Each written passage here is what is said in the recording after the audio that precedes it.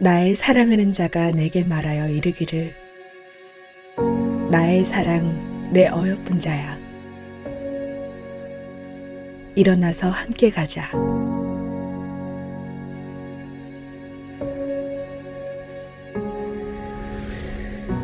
겨울도 지나고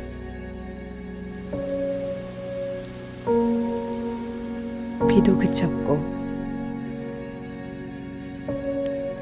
지면에는 꽃이 피고 새가 노래할 때가 이르렀는데 비둘기의 소리가 우리 땅에 들리는구나. 무화과 나무에는 푸른 열매가 익었고 포도나무는 꽃을 피워 향기를 토하는구나.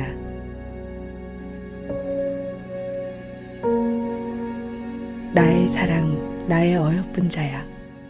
일어나서 함께 가자.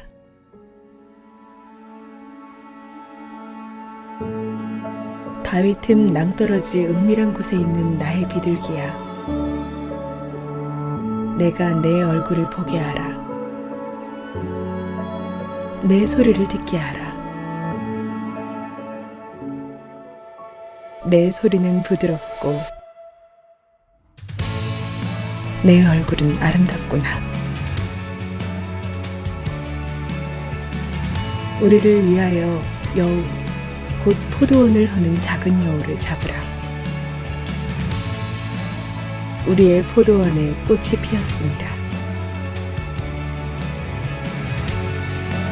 내 사랑하는 자는 내게 속하였고 나는 그에게 속하였도다.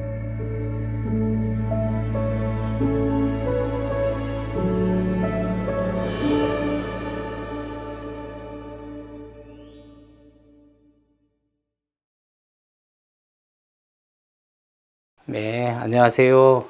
반갑습니다. 기독교 세계관 학교에 오신 것을 우선 환영하고요.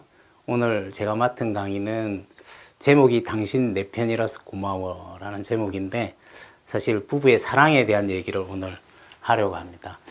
제가 세계관 학교를 이렇게 맡게 되면서 제가 가정을 운영하고 또 저희 상담소를 운영하는데 정말 기독교 세계관에 맞게 이렇게 운영을 하고 있나라는 고민부터 하게 됐는데요.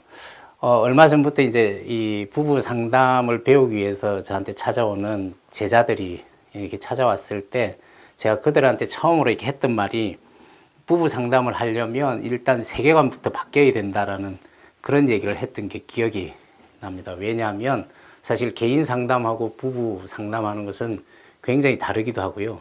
또 하나는 부부라는 관계가 얼마나 소중하고 큰지에 대한, 그리고 부부 관계가 얼마나 치유력이 강하고 회복력이 강한지에 대한 확신이 없으면 사실은 부부 치료를 할 수 없기 때문에 그동안 개인 상담을 해왔던 우리 제자들이 이렇게 부부 치료를 하려면 이 관계에 대한, 부부 연합에 대한 강한 확신이 있을 때 그게 가능하다라고 이렇게 얘기를 드렸는데, 사실 제가 이제 부부 상담을 하게 된 것도 하나님을 만난 이후에 이제 부부 치료를 시작하게 됐었는데, 그동안에 가지고 있던 저의 어떤 생각, 판단, 그리고 경험으로는 사실 저하고 제 아내하고 관계를 풀어가는데 굉장히 장애 요소가 많았습니다. 그래서 하나님을 만난 이후에 부부를 만나게 되고 부부가 얼마나 소중한지 큰지를 알고 나서 이후에 사실은 부부 치료를 가능하게 됐습니다. 그래서 가슴 아팠던 거는 사실 주변에 성실하고 정말 착하고 열심히 살아가는 동료들, 친구들, 또 선후배들 이렇게 굉장히 많은데도 불구하고 가족 문제를 풀지 못해서, 부부 문제를 특히 갈등을 풀지 못해서 굉장히 힘들어하는 그 사람들을 주변에서 많이 보게 되는데, 오늘 그 부부 사랑에 대한 얘기를 같이 이렇게 하면서 그동안에 우리가 가지고 있는 이 부부에 대한 관점이 정말 하나님께서 기뻐하는 그런 관점인지를 점검할 수 있는 그런 시간이 됐으면 좋겠습니다.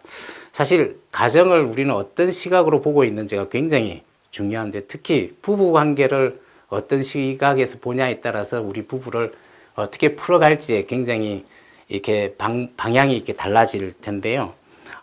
저는 상담을 하면서 한 부부도 포기한 적은 없습니다. 그런데 상담을 하면서 벽을 느끼게 되는 부분은 참으로 이렇게 많이 만나게 됩니다.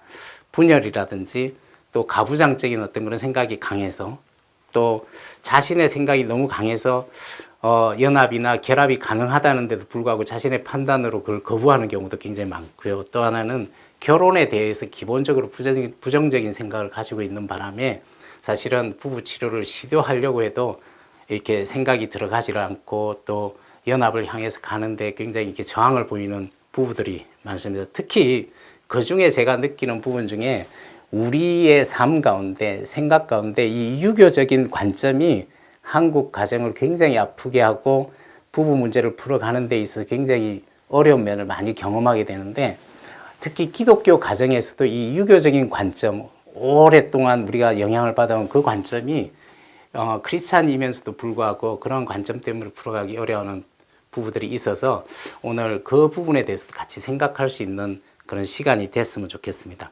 사실 한국 가정에는 부부의 사랑이라는 관점이 조선 중기 이후부터 이렇게 사라지게 됐는데요. 유교라는 이 어떤 도리나 효도가 워낙에 강하게 강조되다 보니까 아내를 사랑하면 팔불출이고, 심지어 가슴 아픈 일은 자녀를 사랑하면 버릇 나빠진다고. 그래서 도리가 워낙에 강조되다 보니까 한국 가정에 이렇게 사랑이 사라져버린 그 부분이 한국 가정에 굉장히 오래 지속되면서 사실은 길을 잃어버린 우리 한국 가정을 보게 되고, 지금도 그 아픔을 상담 장면에서 자주 접하게 됩니다.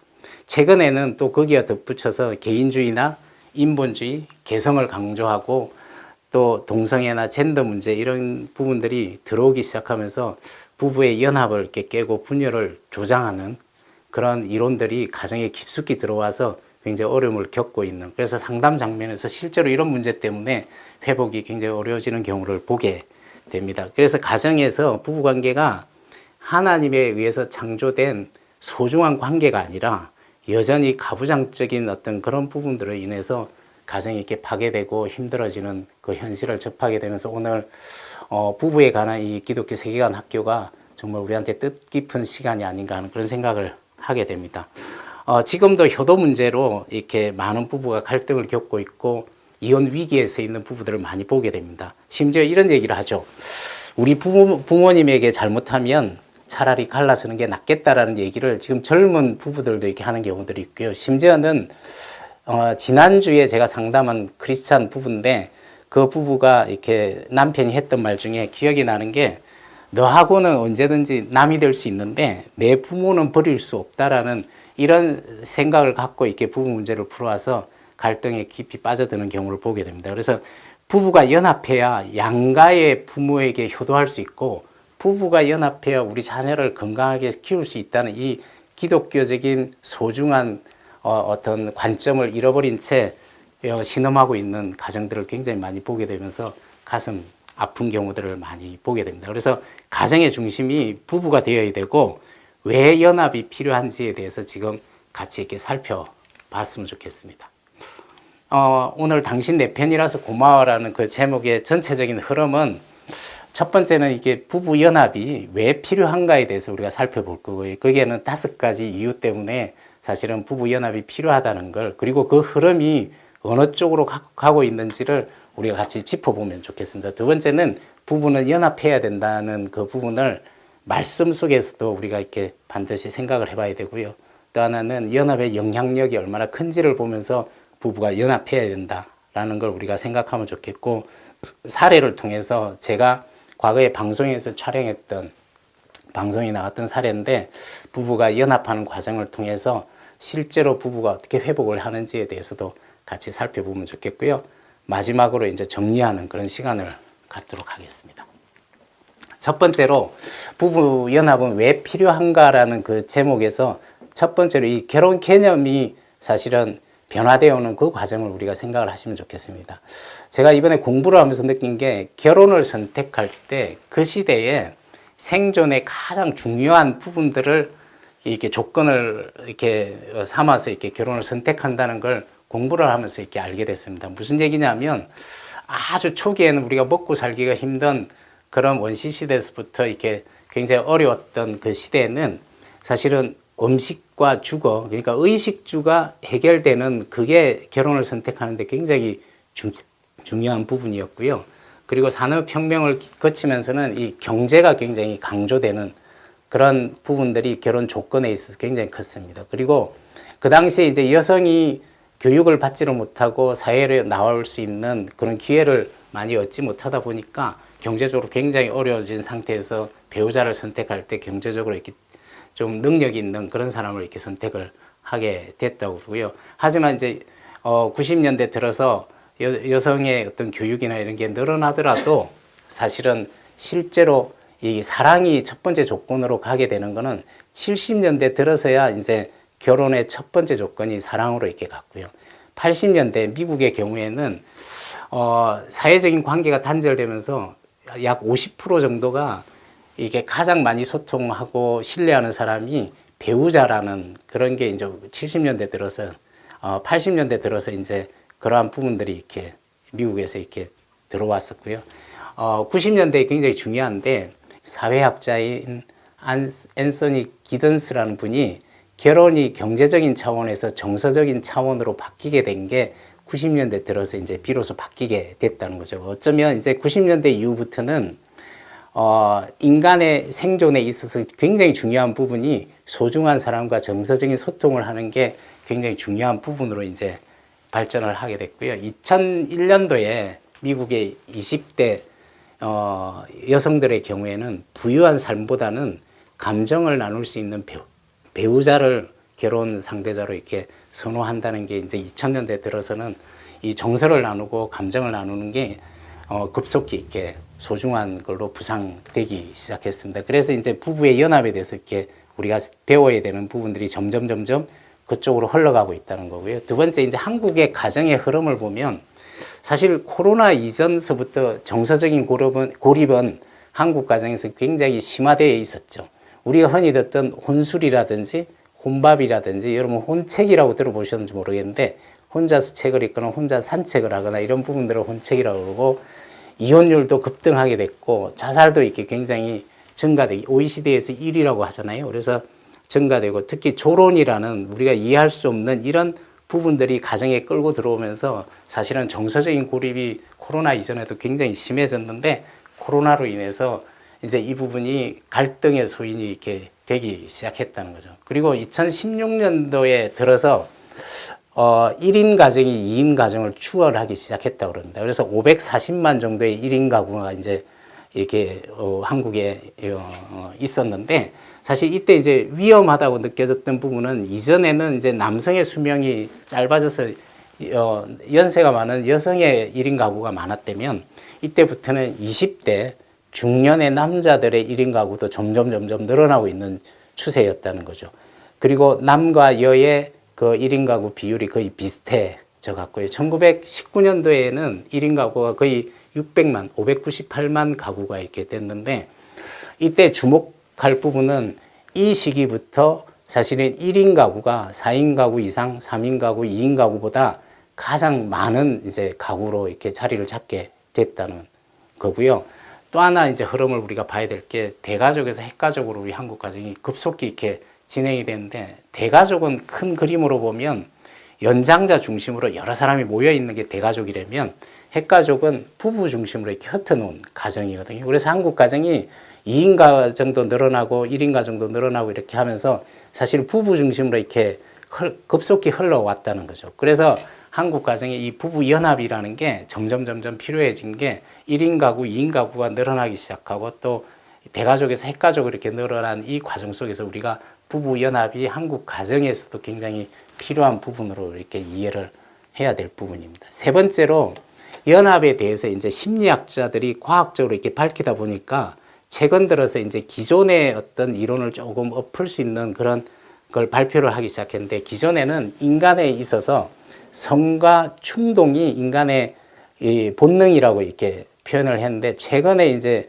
관계를 연구하면서 위로를 받고 싶은 욕구가 인간의 기본적인 본능이라는 그쪽으로 이렇게 연구가 진행이 되기 시작했고요. 특히 성인의 사랑은 애착, 연합, 결합이고, 이건 부모 자녀의 사랑과 매우 유사하다는 얘기를 또 발표를 했습니다. 그리고 정서적으로 누군가에게 의존하는 것은 미성숙하거나 모자라거나 병이 있는 상태가 아니고, 정서적인 의존이 사람을 굉장히 강하게 한다라고 이렇게 발표를 하기도 했습니다. 그리고 인간은 기본적으로 공감 능력을 가지고 있다. 단지 남자들에 있어서 또 기존의 이성적인 부분이 굉장히 중요하다는 그런 부분들이 이렇게 되기 시작하면서 사실은 감정이라는 게 불필요하고 공감이라는 게 남성답지 못하다는, 그래서 어릴 때부터 이런 공감을 경험하지 못해서 점점 공감 능력이 사라지게 된 거지, 하나님께서도 우리한테 공감 능력을 나중에 이렇게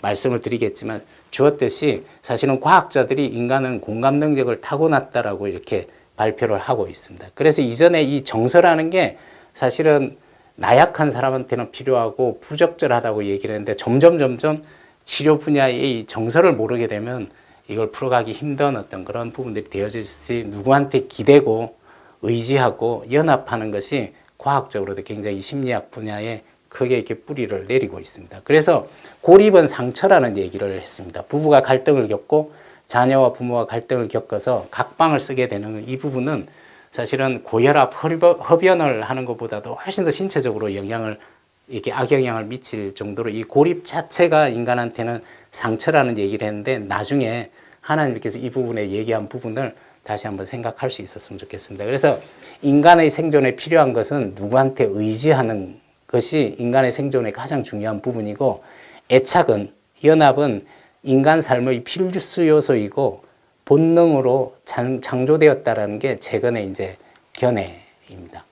그 다음에 네 번째로 우리가 부부 연합이 왜 필요한가에 대해서 이렇게 생각을 해야 될 부분이 애착 이론이 이제 나오기 시작하면서 존 볼비 박사라고 그 영국의 유명한 정신과 의사인데, 이분이 애착 이론을 이렇게 발표를 했습니다. 그래서 이 애착 이론의 개념은 힘들고 외로울 때 소중한 사람한테 다가가서 위로받고 싶은 것은 인간의 건강한 욕구로 어린아이한테만 필요한 것이 아니고 청년, 장년, 노년이 돼도 인간이 살아있는 동안에 내가 힘들고 외로울 때 누구한테 다가가서 위로받고 싶은 것은 굉장히 건강한 욕구라는 거죠. 부부가 갈등으로 상담을 하러 왔을 때 부부가 외치는 목소리가 있습니다. 그게 뭐였냐면, 결혼 전보다 더 외로워. 내가 더 힘들다니까? 이 사람은 내 편이 아니에요. 내 마음을 절대로 알 수 없어요. 죽고 싶어요. 차라리 죽었으면 좋겠어요. 죽어도 이 사람은 내 마음을 모를 거예요. 이런 내용이 주된 갈등에 이렇게 부부가 외치는 목소리입니다. 여기에서 크게 두 가지로 우리가 생각할 수 있는 게, 내 마음을 알아달라는 겁니다. 이 사람이 절대로 모른다. 내가 가슴을 열어서라도 이렇게 보여주고 싶다라고 내 마음을 이렇게 알려줬으면 좋겠다. 두 번째 외치는 목소리가 죽음과도 맞바꿀 정도로 부부 갈등이 굉장히 고통스럽다는 거죠. 그래서 이게 생존을 위해서 이 누구한테 기대는 게 얼마나 필요한지를 부부 갈등 상황에서 외치는 소리를 들으면 우리가 이해를 할 수 있다는 거죠. 그래서 요람에서 무덤까지 성인의 사랑을 이해하는데 애착 이론이 나왔다는 거고, 네 번째, 지금 부부 치료 분야에 큰 흐름이 있습니다. 그게 뭐냐면 최근에 부부 치료 분야에서 급격히 발전하고 있는 게 정서 중심 부부 치료라는 모델인데요. 이게 수잔 존슨이라고 오타와 대학의 심리학과 교수가 개발을 했는데, 이분이 호모 빈클럼이라는 용어를 썼는데 연합하는 인간이라는 얘기를 썼습니다. 그래서 이 치료 모델은 관계가 갖는 회복의 힘을 인정하고 있고요. 특히 애착 이론, 연합의 이론이 부부관계에 적용하기 시작하면서 처음에는 캐나다에 시작해서 미국으로, 유럽으로, 아프리카로, 특히 아시아에도 이렇게 한국, 중국에서 지금 굉장히 활발하게 이 모델이 발전하고 있고, 오세아니아, 호주에서도 사실 발전하고 있습니다. 어쩌면 이 애착, 친밀감에 대한 욕구, 연합에 대한 욕구가 인간의 기본 욕구이기 때문에 북미에서 시작해서 전 세계로 이렇게 발전할 수 있는 것은 당연한 결과가 아닌가 하는 그런 생각이 듭니다. 그래서 누군가한테 기대는 게 사실은 얼마나 소중한지를 이 부부치료 분야의 발전의 전반적인 과정을 보면서도 연합이 필요하구나라는 걸 우리가 생각을 해볼 수 있겠습니다. 지금까지는 이제 왜 연합을 해야 되는지를 5가지 이렇게 경우를 들어서 설명을 드렸는데, 이제는 우리가 반드시 연합해야 된다는 것을 말씀 속에서 우리가 다시 한번 찾아보면 좋겠습니다. 하나님께서 천지를 창조하고 제가 말씀을 읽으면서 에덴 동산에 천지창조하고 모든 것이 아름다운데 한 가지가 가슴 아픈 장면이 있습니다. 좋지 않았던 장면이 있었는데 그게 뭐였냐면 창세기 2장 28절에 사람이 혼자 있는 것이 좋지 않으니라는 그 대목이 있습니다. 어쩌면 지금까지 나온 애착이론, 과학적으로 밝혀진 인간에 대한 이론이 사실은 이미 하나님께서 우리를 창조할 때 사람은 혼자 있는 게 가장 좋지 않다고 얘기를 했습니다. 아담이 하나님의 사역을 에덴 동산을 지키고 경작하고 그 사역을 감당하고 있는 그 모습을 보면서 사실은 그게 하나님은 가장 가슴 아픈 장면이었죠. 그래서 18장에 무슨 얘기가 나오냐면 무슨 말씀이 이어지냐면 혼자 사는 것이 좋지 않으니 거기에 알맞은 돕는 사람을 만들어 주겠다라고 얘기를 했습니다. 여러분 한번 생각해 보세요. 인류가 살아갈 때 절대 고독을 느낄 때 하나님께서는 저희들한테 정말 사랑으로 다가오셔서 거기에 가장 돕는 사람, 알맞은 사람으로 이렇게 만들어 주겠다고 했는데 그 알맞은 사람이 2장 24절에 두 관계가 나옵니다. 창세기 2장 24절에 부모를 떠나 아내와 연합하라는 이 부모와 아내가 사실은 인간이 살아가는 데 있어서 혼자 사는 거에 도와줄 수 있는 가장 알맞는 사람이 부모와 아내라는 거죠. 한번 생각해 보세요. 우리가 처음에 탄생했을 때 부모를 만나게 됩니다. 그래서 우리가 연약하고 나약한데 부모한테 의지할 때 가장 큰 힘을 얻을 수 있다는 거죠.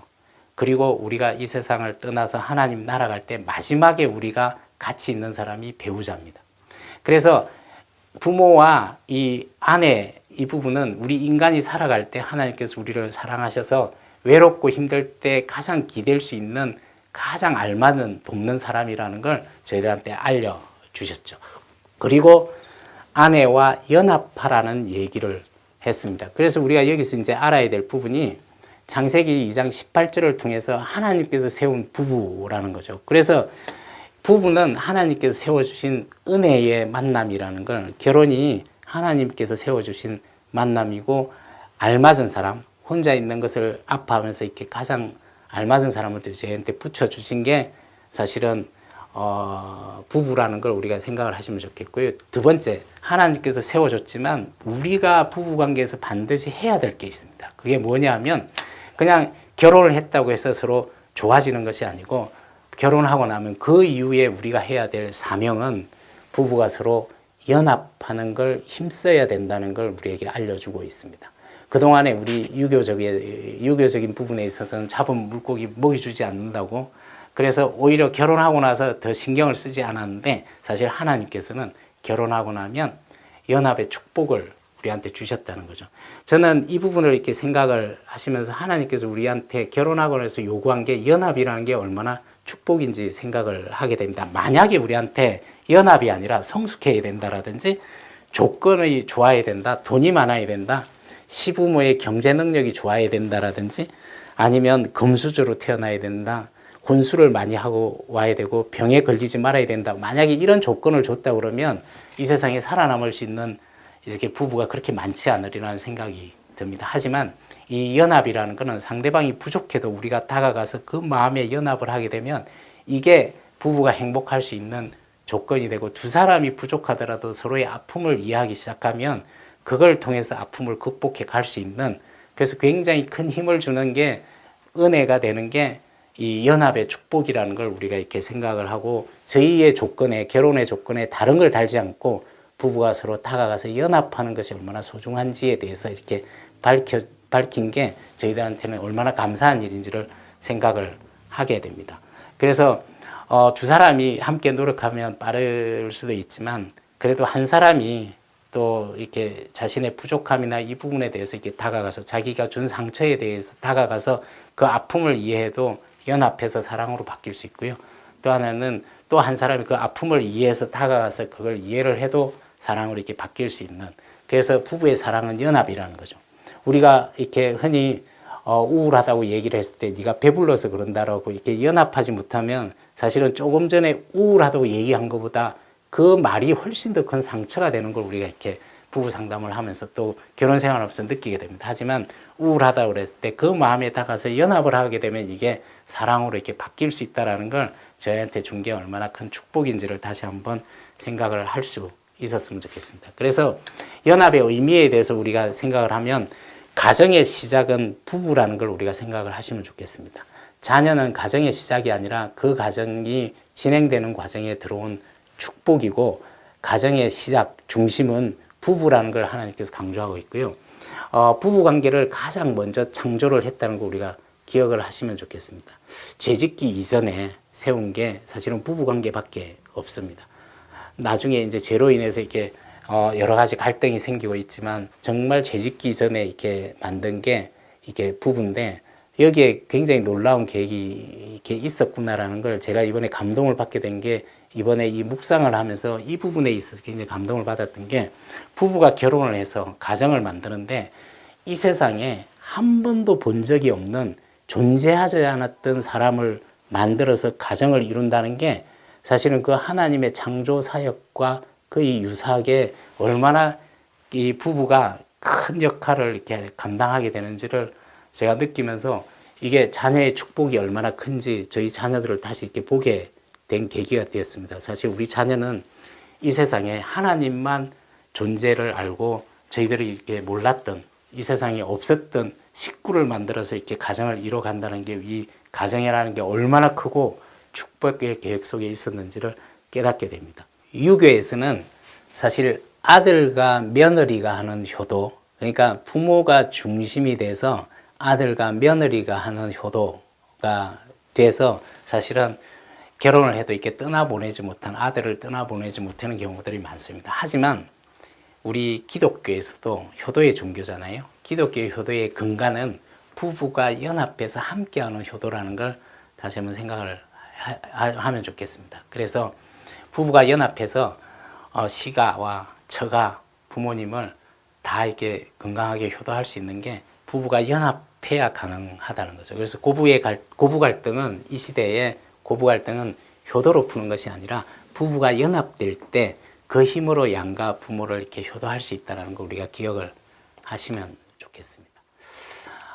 연합의 영향력이 얼마나 큰지에 대해서 이제 마지막으로 이렇게 좀 살펴보게 되면 사실 그 부모 자녀의 관계와 부부의 관계는 그 사랑은 굉장히 유사한 부분이 있는데 부모 자녀의 관계와 부부 관계가 한 인간을 결정하는 부분이 있습니다. 그게 뭐냐면 내 자신이 얼마나 가치 있는지를 부모하고 부부 관계에서 이게 결정이 되고요. 또 하나는 다른 사람을 내가 신뢰할 수 있나, 믿을 수 있나, 의지할 수 있나라는 그 생각을 만들게 되는 게 부모와의 관계와 부부와의 관계에서 이게 나타나게 됩니다. 어릴 때 부모한테 사랑을 받지 못하거나 사실 부모가 우리한테 다가서 연합하지 못하면 내 자신이 가치가 없고 자존감도 떨어지고 자신감도 떨어지고 자꾸 이렇게 징얼거리게 되고 또 협동할 수 있는 그 힘도 이렇게 잃게 되는데 부모의 연합해서 사랑을 받게 되면 자신감도 생기고 자존감도 높아집니다. 하지만 부부에게 어릴 때 부모로부터 아무리 사랑을 받아도 결혼해서 부부 간의 관계가 나빠지게 되면 다시 그 똑같은 현상이 일어나게 됩니다. 내 자신이 가치가 없어지고 자신감도 없어지고 다른 사람을 만나기도 싫어지고 그래서 부모의 사랑과 부부의 사랑이 같기 때문에 부모를 떠나 아내와 연합하라는 그 부분에 있어서는 혹시 우리가 부모한테 사랑을 받지 못하더라도 지금 부부가 서로 연합해서 사랑을 회복하게 되면 동일한 상처가 치유될 수 있다는 그 부분을 우리한테 알려준 게 사실은 부부가 가지고 있는 굉장히 중요한 영향력이라는 걸 우리가 생각을 하시면 좋겠습니다. 그래서 부부가 사실은 자녀들한테 우리 개인한테 굉장히 큰 영향을 준다는 걸 생각을 하시면 좋겠어요. 어릴 때는 결혼하기 전까지는 부모가 우선입니다. 그리고 결혼을 하게 되면 우선순위가 바뀌는 거지 부모님을 미워하는 게 아니라는 걸 생각을 하시면 좋겠습니다. 그래서 부부가 우선이 돼야 된다는 게 이 하나님께서 저희한테 알려주시는데 여기에 놀라운 계획이 있는 게 우선순위가 회복되면 후순위를 사랑할 수 있습니다. 그래서 부모하고 사이가 좋은 아이는 친구들하고 동생하고도 사이가 좋고 사랑할 수 있고요. 결혼을 하게 되면 부부라는 우선순위가 회복이 되면 시어머니와 장인 장모 이 후순위를 사랑할 수 있게 된다는 걸. 그래서 부부가 서로 우선순위가 되는 게 효도를 못하는 게 아니라 오히려 그 부분을 사랑할 수 있는 힘이라고. 그래서 하나님께서 부모를 떠나 아내와 연합하라는 이 부분이 부모님께 효도하고 자녀를 사랑할 수 있는, 그래서 그 가정에 부부가 우선일 때 이러한 부분들이 회복될 수 있다는 걸 말씀해 주고 있습니다. 저희가 하나님하고 관계가 깊어졌을 때 사실은 우리의 자신에 대해서도 이해할 수 있듯이 부부가 서로 연합했을 때 부부를 깊이 이해할 수가 있습니다. 조금 이따 영상을 보여드릴 텐데요. 이 부부가 갈등이 있으면서 굉장히 심각하게 싸우고 사실 말도 하지 않고 서로 이렇게 회피하고 있고 그래서 각방을 쓰고 있고 이런 부부였는데 상담이 진행되고 하면서 자신의 깊은 상처, 아픔을 드러내고 남편한테 기대고 싶었던 그 마음을 드러내기 시작하면서 그 아내가 그걸 표현했을 때 사실 이 남편이 그동안에 우리가 갈등했던 게 다 이해가 된다고. 왜 그랬는지 이제 다 이해가 된다고. 그래서 이제 마지막으로 정리를 하면 연합은 인간이 생존을 위해서 가장 뛰어난 전략이라는 걸 우리가 기억을 하시면 좋겠고요. 부부 파괴는 가정 파괴에 가장 강한 무기가 된다는 걸 이 시대에 동성애로는 이 세상에 존재하지 않았던 우리 가족을, 식구를 절대로 만들 수가 없습니다. 땅에 충만하고 번성하고 다스릴 수 있는 하나님을 통한 축복의 계획은 부부의 연합에 있다는 걸 우리가 반드시 기억을 하고 남과 여가 만나서 결혼하는 것이 얼마나 소중한지를 다시 생각을 해보면 좋겠습니다. 부부 갈등은 하나님의 관계를 멀어지게도 한다는 걸 부부 상담을 하면서 이렇게 많이 느끼게 됩니다. 그래서 부부가 서로 이렇게 서로에 대해서 이렇게 방치하고 있다가 결국에 뭔가 큰 사건이 들어서 갈등이 생기면 그로 인해서 하나님께로 돌아오는 부부들도 있지만 많은 부부들이 하나님을 원망해서 이렇게 떠나게 되는 그런 상황을 보면서 사실 가슴이 많이 아픈 부분을 보게 됩니다. 그래서 부부 갈등, 가정을 파괴하는 게 하나님과의 관계를 이렇게 멀리하는데 굉장히 큰 역할을 하고 있구나라는 걸 현장에서 많이 느끼게 됩니다. 남자와 여자의 결혼은 축복의 근원이라는 걸 우리가 다시 한번 생각을 하시면 좋겠고요. 부부 연합은 이 코로나와 여러 가지 힘든 외부의 상황이 왔을 때 그걸 이길 수 있는 가장 강력한 힘이 된다는 걸 다시 한번 기억을 하시면 좋겠고, 독립은 누군가로부터 떨어지는 것이 아니라 누군가로부터 멀어지는 것이 아니라 진정한 독립은 누군가 함께라는 사실을 반드시 기억을 했으면 좋겠습니다. 부부가 연합될 때, 자녀가 부모한테 사랑을 받을 때 두려움 없이 세상으로 뻗어나갈 수 있는 그 힘은, 가장 강력한 독립은 누군가로부터 분리되는 것이 아니라 누군가 함께 할 때 훨씬 더 강력한 그 독립을 할 수 있는 힘이 얻어진다는 걸, 그래서 하나님과 우리가 함께 할 때 우리가 세상을 살아갈 수 있는 그 힘이 가장 강력해진다는 걸, 그래서 하나님께서 저희를 사랑하셔서 연합의 속성을 주셨는데 우리는 자꾸 분열해 가는 이런 이론이 한국 가정에 들어온 것이 굉장히 가슴 아픈 장면이 됩니다. 마지막으로 말씀 하나 보면 좋겠는데요. 시편 118편 6절입니다. 여호와는 내 편이시라 내가 두려워하지 아니하리니 사람이 내게 어찌할꼬. 사실은 우리가 부부관계, 하나님께서도 부부와 부모 자녀 간에 연합하라고 이렇게 얘기를 했는데, 그래서 어릴 때는 부모와 연합해서 떠나서 이제 다시 배우자랑 연합하라는 게 하나님께서 저에게 주신 말씀인데, 거기에서 굉장히 큰 힘을 얻는다는 거죠. 하지만 우리가 전체적으로 여러 가지 이렇게 관계 속에서 힘들어질 때 우리가 놓치지 말아야 될 부분은, 누군가 내 편이라는 것은 강력한 힘이 있다는 걸 우리가 인간관계에서도 느끼듯이 하나님하고 관계 속에서 정말 여호와가 내 편이라는 그 관점을 갖게 되고 거기에 가까이 간다는 게 우리 인간관계에 얼마나 큰 힘을 주는지를 다시 한번 이렇게 생각을 하시면 좋겠습니다. 우리가 가정적으로 힘들 때도 놓지 말아야 될 부분이 하나님께로 이렇게 나아가는 게 사실은 굉장히 중요하다는 걸 다시 한번 생각해 보시면 좋겠습니다. 오늘 강의 끝까지 들어주셔서 감사합니다.